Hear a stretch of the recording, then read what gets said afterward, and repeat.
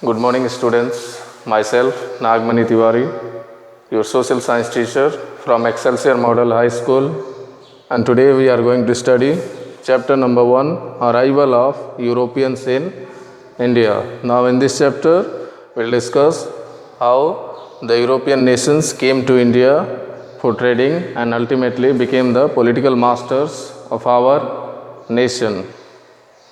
But before starting this chapter, we should have the knowledge about our ancient India and the trading activities. So let us first understand the background behind the things that attracted the European powers to come into trade with India.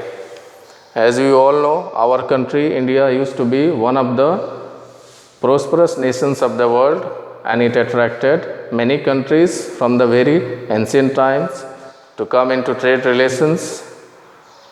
Especially in the modern times, the European nations were attracted towards India by its economic prosperity.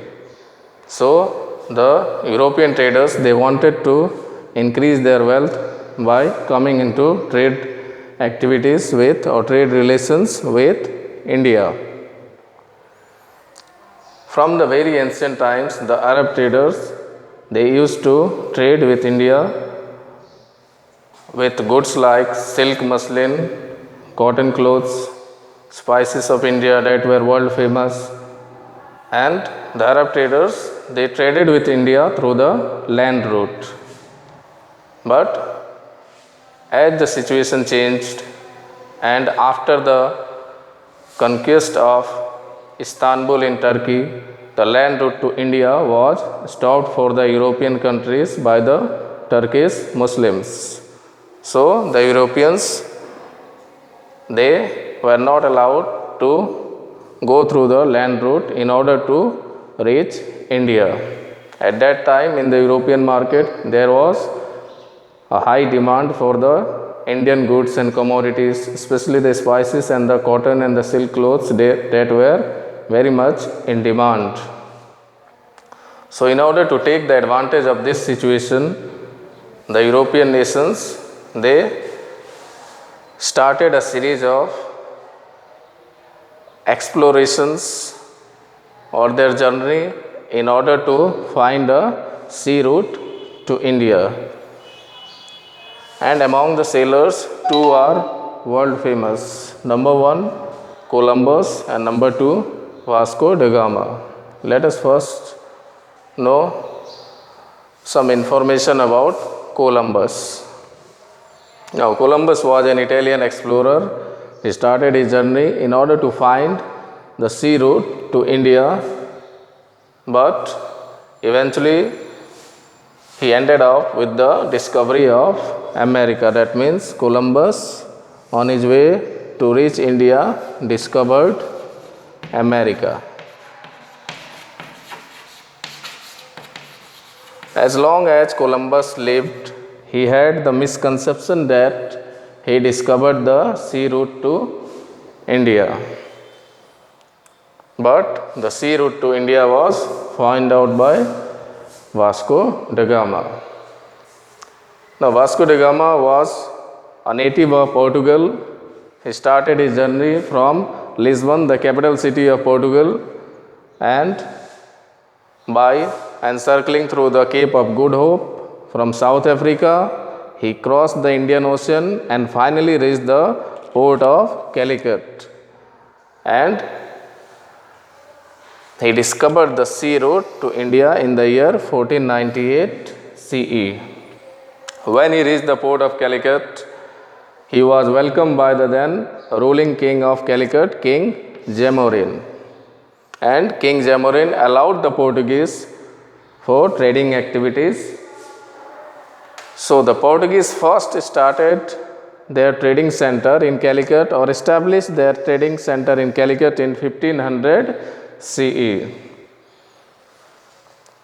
And eventually, due to their success in trading activities, they were successful in capturing Goa in 1506 CE, also captured Mangalore, Cochin, Diu, Daman, Mumbai and the islands of Lanka.